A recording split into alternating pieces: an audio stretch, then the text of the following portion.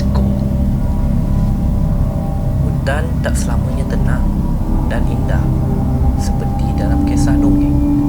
Ada juga yang ekstrim, ada juga suasana yang angker.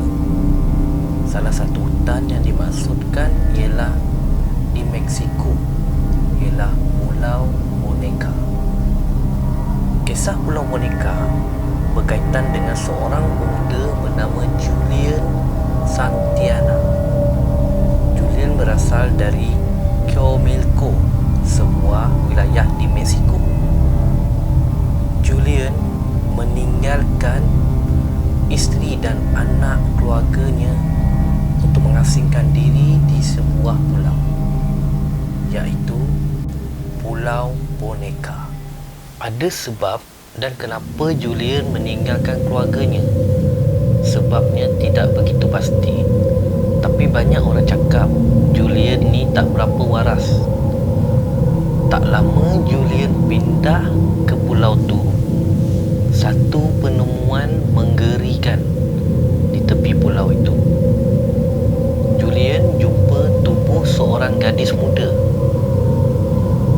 yang tenggelam di tepi pulau itu dengan sebuah boneka di sebelah sisi gadis itu. Selepas pertemuan itu mengubah jalan hidup Julian dan bentuk pulau itu.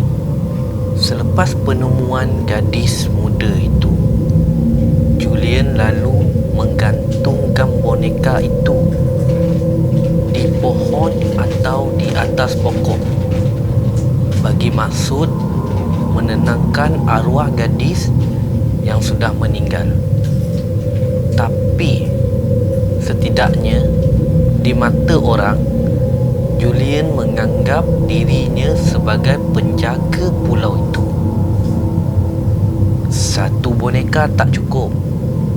Selama 50 tahun berikutnya, Julian mengutip boneka di tempat sampah, lalu menggantungkannya di setiap pohon-pohon pokok di pulau itu.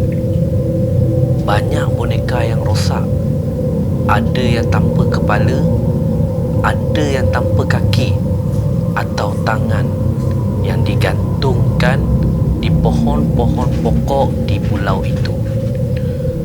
Julian yang percaya tahyul dan taksub membuat orang semakin heran. Salah satu pertanyaan orang, benarkah mayat gadis kecil yang dilihat Julian itu benar-benar manusia? Ada mayat atau tak? Julian mengabadikan sisa hidupnya untuk menggantung boneka di pohon-pohon di pulau itu. Disitulah dapatnya nama Pulau Boneka. Pada tahun 2001, Julian telah meninggal dunia.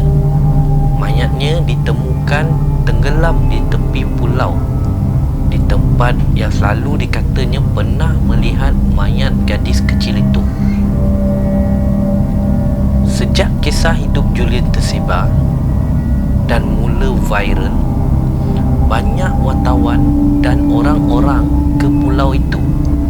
Ada yang datang membawa boneka untuk digantung, tanda penghormatan kepada Julian. Banyak juga kapal pesiaran yang berhenti di pulau itu untuk menggantung boneka-boneka di atas pohon pulau itu. Sehingga kini Pulau Boneka kini menjadi misteri. Ada juga yang mengatakan terlihat kelibat Julian atau terlihat kelibat kanak-kanak wanita yang sering berkeliaran di kawasan pulau itu. Pulau ini juga menjadi pulau yang penuh misteri dan mistik. Perjalanan ke pulau ini tidak jauh dari kota Mexico, mengambil masa lebih kurang 4 jam. Bagi siapa yang minat atau suka bercuti di pulau, bolehlah datang ke Mexico, singgah di pulau yang penuh misteri, iaitu Pulau boneka. Sekian daripada saya, Iwan Story, merungkai kejadian seram dan aneh.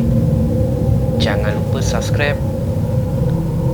Anda sedang diperhatikan. Bye.